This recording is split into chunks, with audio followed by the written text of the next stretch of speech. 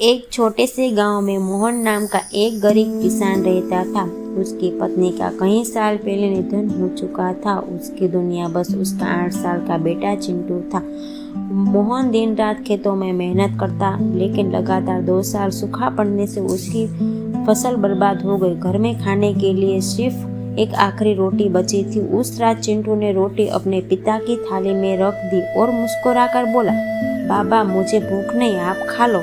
मोहन समझ गया कि बेटा झूठ बोल रहा है। उसने वही रोटी फिर से चिंटू की थाली में रख दी और कहा, बेटा मैंने खेत पर खा लिया था।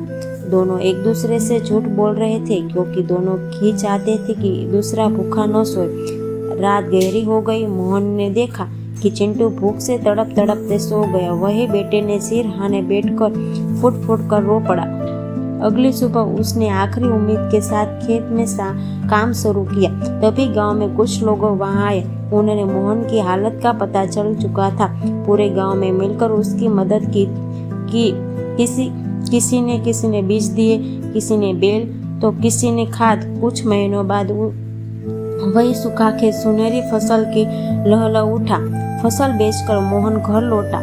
तब तो उसने गरम गरम रोटियां बनाई और चिंटू के सामने रख दी। चिंटू की आंखों में आंसू आ गए। उसने अपने पिता को गले लगाकर कहा, बाबा आज पेट से ज्यादा मेरा दिल भर गया। मोहन की आंखों में आंसू बह निकले।